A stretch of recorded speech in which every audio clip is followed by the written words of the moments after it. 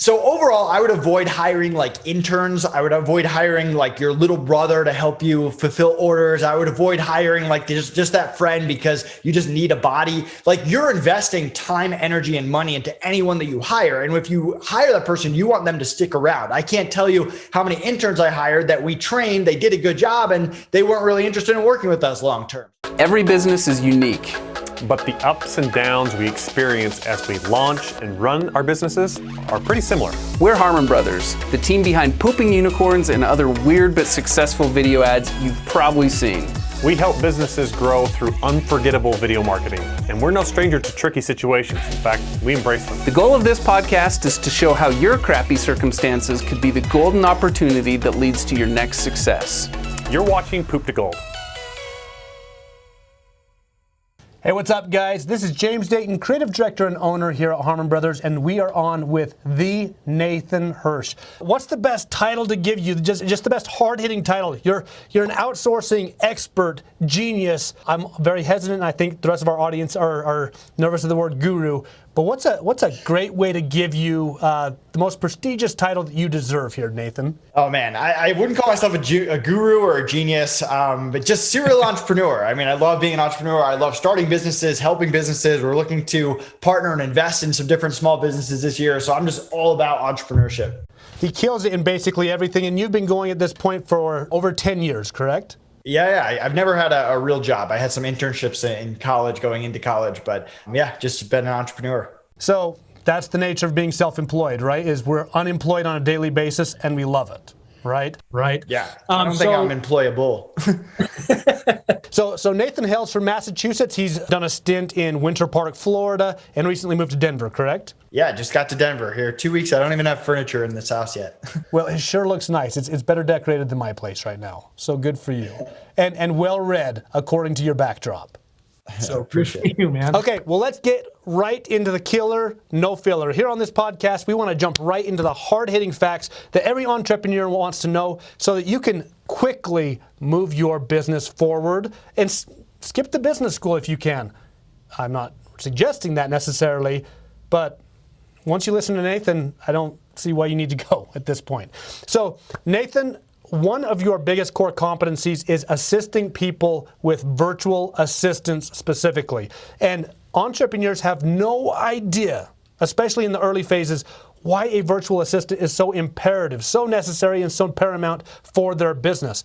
First off, what is a virtual assistant? What are the ranges of responsibilities that you can give to them? And how has it helped people over the past 10 years that you've seen?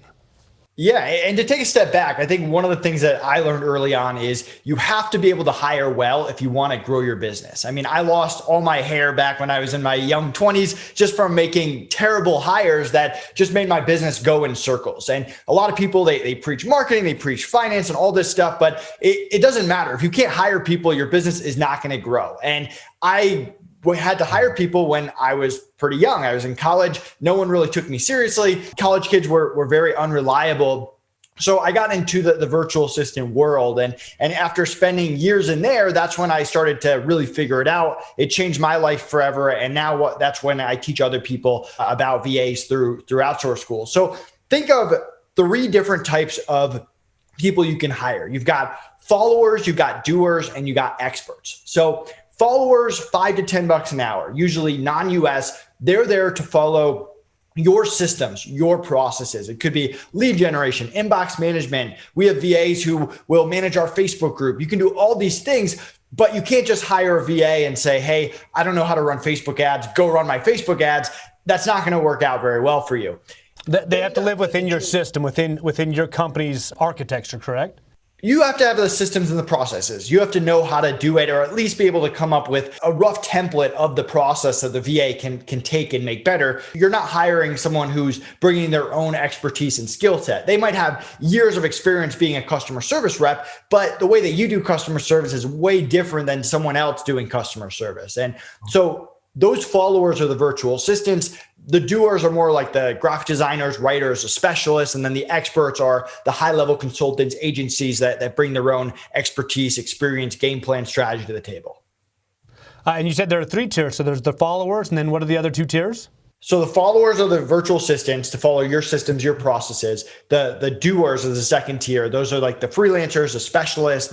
If you hire a video editor, you're not training them how to video edit. They already know how to do that, but they do video editing all day. And then if you want the strategy, the expertise, that's when you go to the experts, which is the third tier. And they're really bringing more than just a specialist, more than just following your directions. You wouldn't hire someone to run your Facebook ads when you don't know how to do it and say, hey, I'm going to tell you how to do it. They have their own process and system that they bring to the table. Awesome.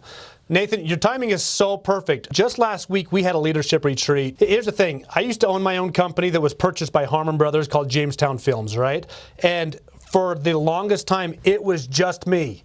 So I get the need to have additional people inside your organization with these processes. When I hired a producer, all of a sudden, like, everything fell off my plate. And then when I hired an editor, it just exponentially just became more productive, more profitable, and my life, my stress, my family life especially, just finally just started to chill out and it just equilibrate itself into the right place that it needed to be.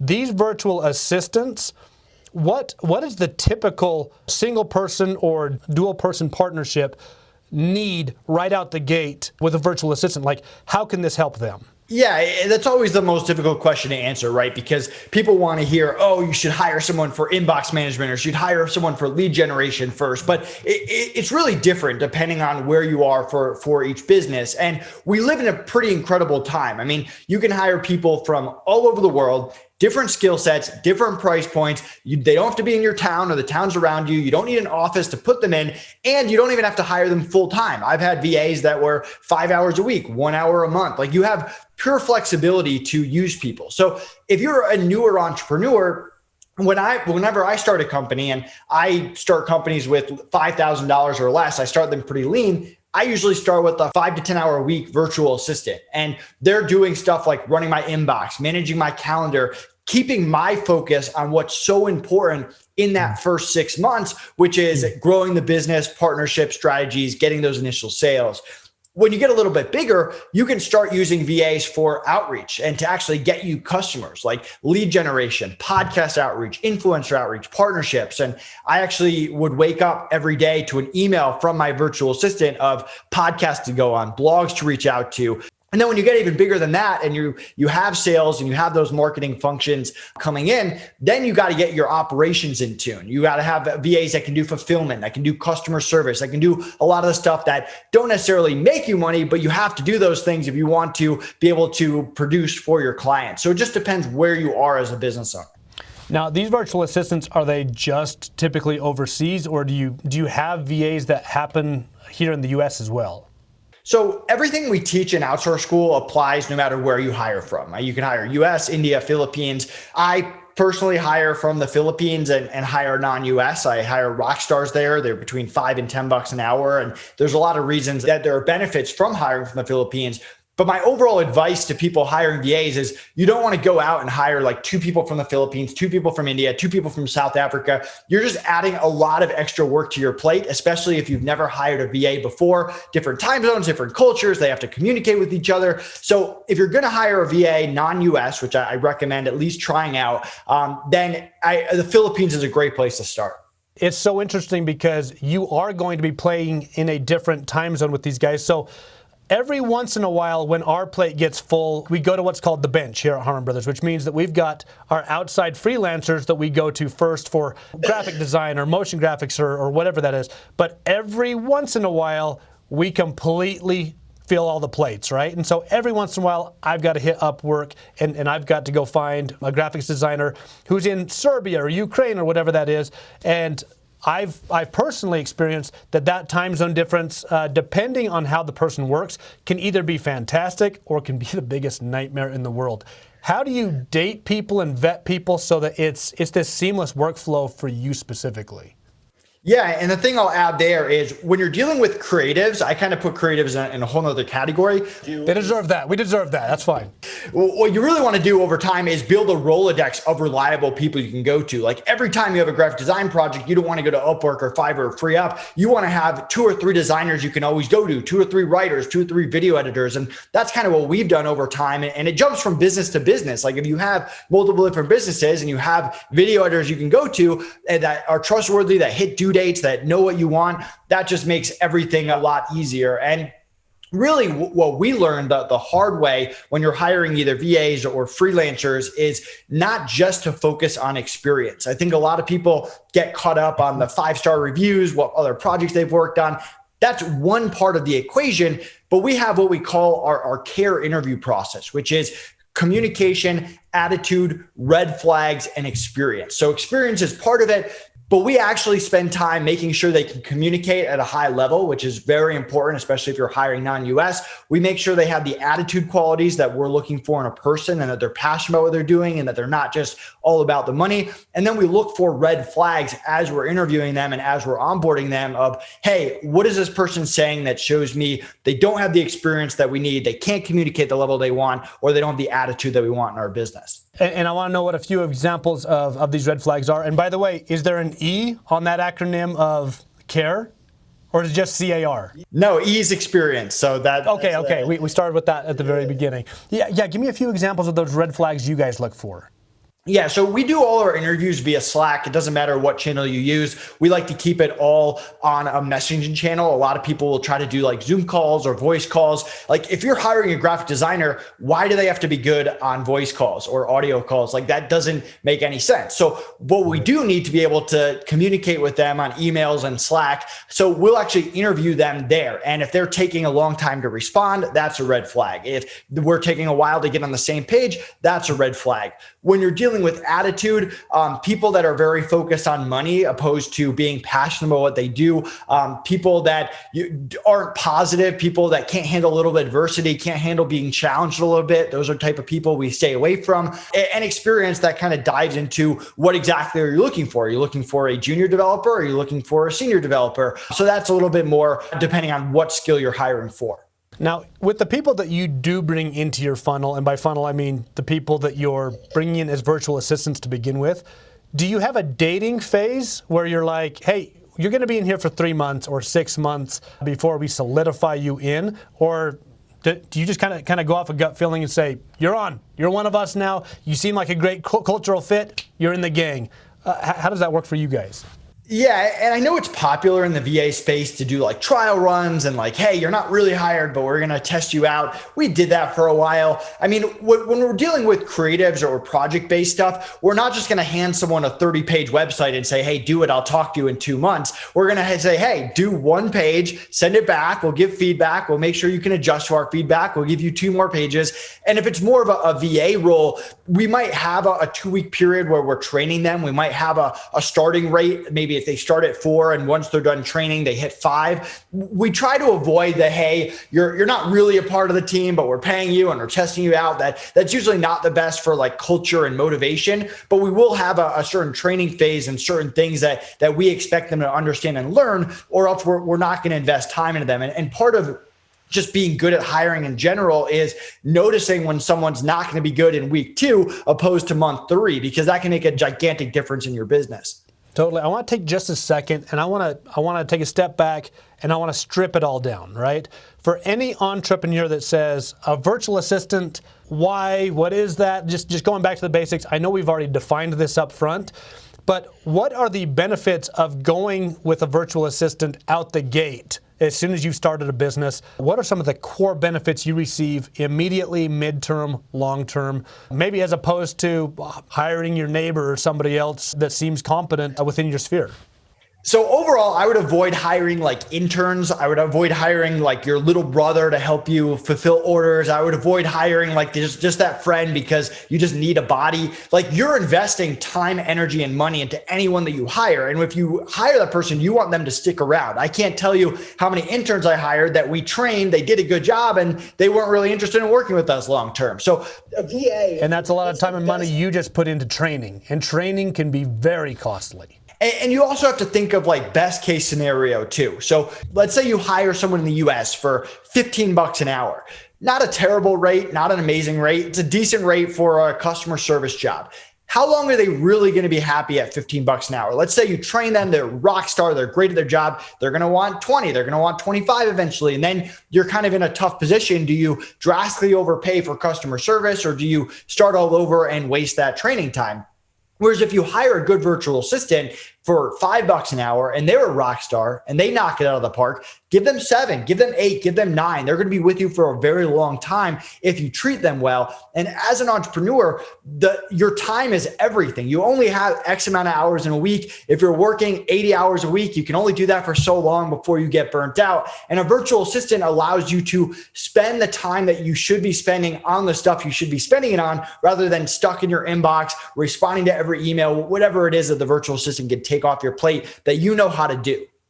Well, and just to get as controversial as I possibly can right here, I'm trying to look at what the outside market forces might say, right? Even in the political sphere, and they might say, well, how can you not stay in the U.S., or how can you hire at such a low cost? But I would wager to guess that you've got Adam Smith's invisible hand absolutely working here, where you are being as productive as possible at the lowest cost, which then benefits your customers and pass that savings on to them, while creating jobs for other people in the world who are still great human beings. And it sounds like a win-win across the board. It sounds like both parties are extremely happy, and there's this handshake benefit that happens across the board there. Am I totally off on this, or what would you say there? No, I mean, there's a lot of different factors there. I mean, first of all, a lot of people take our trainings from outsource school and go and hire someone from the US. Like, you can do that. It's a personal preference. And I can't tell you how many business owners are starting a new business. They cannot hire 1 employee, 2 employees, 3 employees. They just can't afford it. It's not a realistic option for them. And I've seen them hire VAs, get the business off the ground, which leads to jobs for US employees. And remember, we talked about the 3 levels: the followers, the doers, and the experts. If I'm hiring from the US, I want to be spending my money on the doers and the experts. I want to save money on the followers. And that's how you're able to grow an effective business. And like you said, we're all people in this world. If you think that COVID-19 is tough in the US, imagine what it's like in the Philippines, where most people aren't ordering Postmates or have a lot of the benefits that we have that we take for granted. So there's a lot of factors there. But anyone listening that's like, I do not want to hire outside the US, I want to keep jobs US. Bottom line is, you still have to learn how to hire, and you can hire people from the US and use the same system. Well, and based on what you're saying, there is an economic benefit and an economic ripple effect that hits here in the US, where if you can put the menial tasks into VAs, then you can actually hire higher end doers here in the US and actually create a much better wage force right here in the homeland. That's really cool. That's absolutely a really cool thing. Tell me a few of the things that could go wrong in the VA world if you don't do it correctly. Just to have the most well-rounded conversation in the world. Where does this break down? And what do people need to watch out for? So if you Google like issues with virtual assistants, you'll see stuff like VAs not working the schedule people want, having internet issues, power issues, personal issues, or they're like, hey, I can't work for the next 30 days. It really comes down to expectations. And this is something that took us years to figure out. We love acronyms. So our onboarding process is called the SICK method, SICC, which is schedule, issues, communication, and culture. And we'll actually go through with the VA before they start training and get on the same page. Hey, I need you to work US times. Have you ever worked US times before? What other clients do you have? What are the times for those clients? How many total hours are you working a week? We'll go through, hey, do you have a backup computer? Do you have a backup internet source? Hey, we don't work with VAs that are one personal issue away from not being able to work for an extended period of time. So we spend extra time up front, an extra 30 minutes of your time, and that extra time is going to save you countless hours down the line. So most entrepreneurs, when they hire VAs and mess up, just do a terrible job setting expectations where the VA doesn't really know what they're getting into. And that's brilliant to vet and spend that extra little time. I think we find over and over and over again that once you front load the process and just use a little bit of extra time getting it right, it's like that gate hinge that just swings massively over time.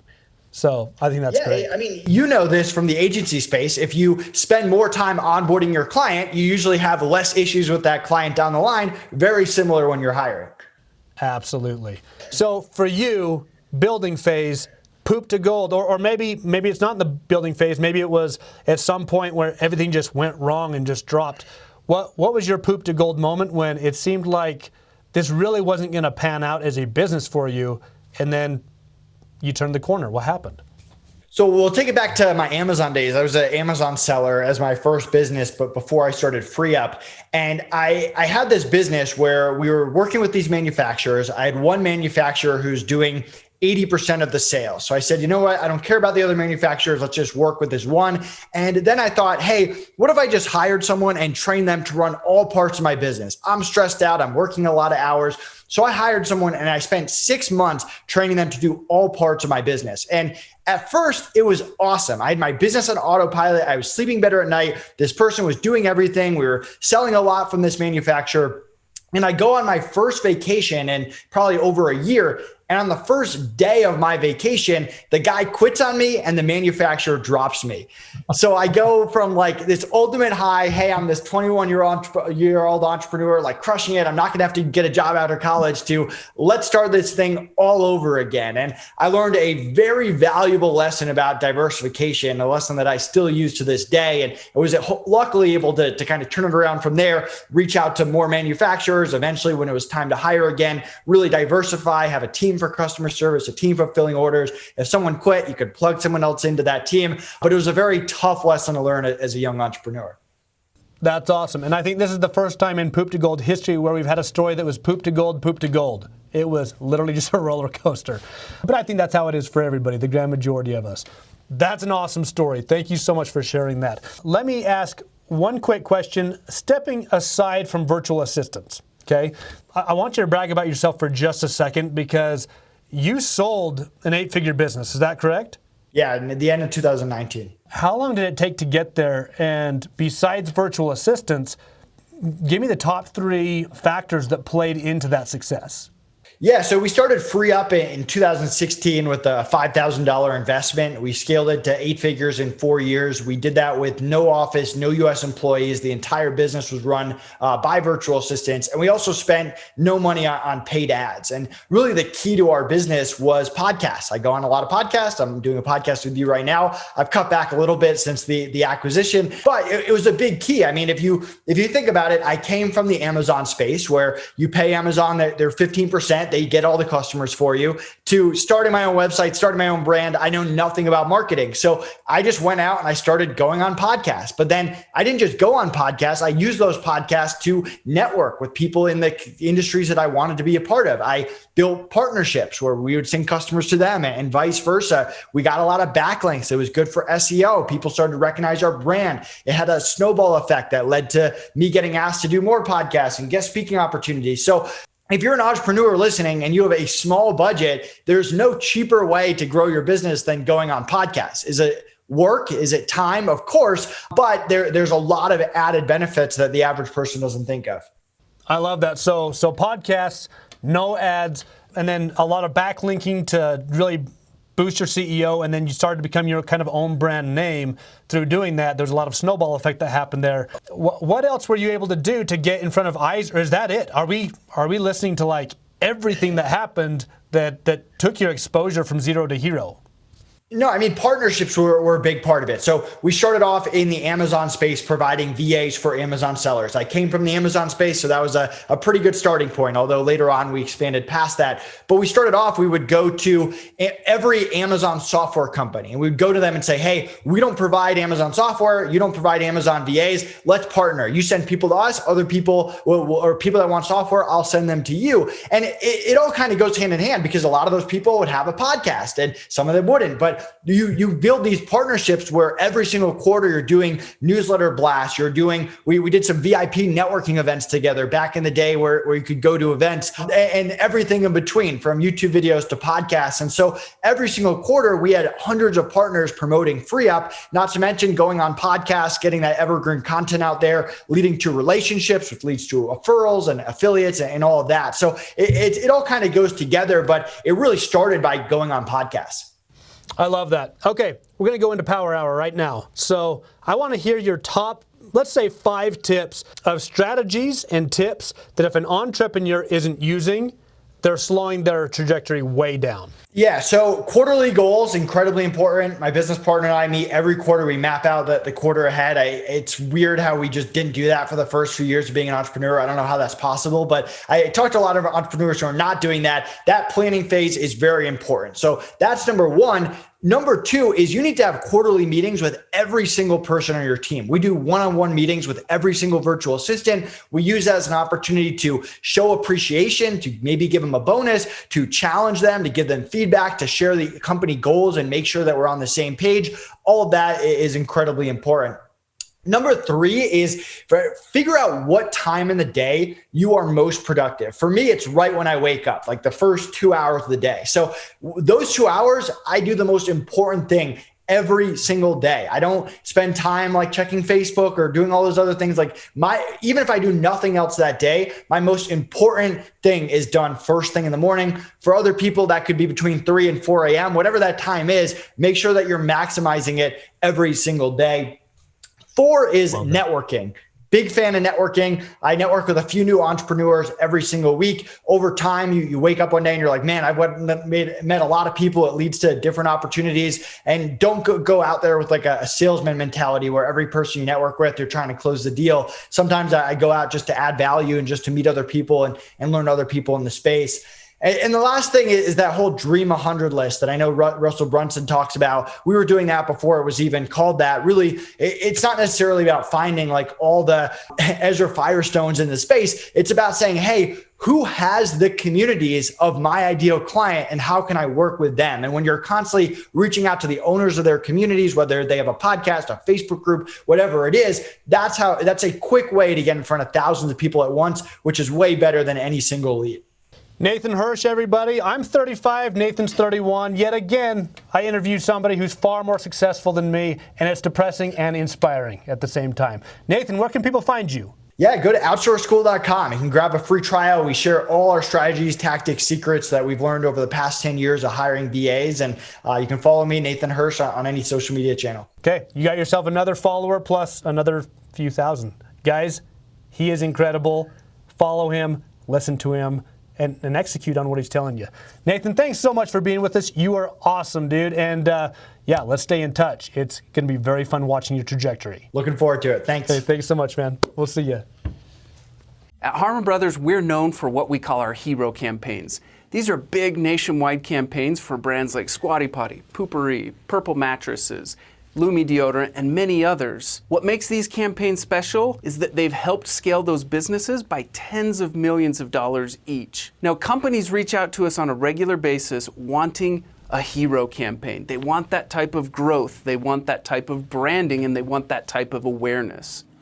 But the simple reality is, most businesses and entrepreneurs aren't yet quite ready for that level of growth. So we've built what we call a hero incubator that is designed to help entrepreneurs and companies prepare for a hero campaign and to be ready for the type of growth that they're looking for. The hero incubator starts with a marketing audit. We offer these marketing audits for free, and you can apply for one at harmonbrothers.com/audit.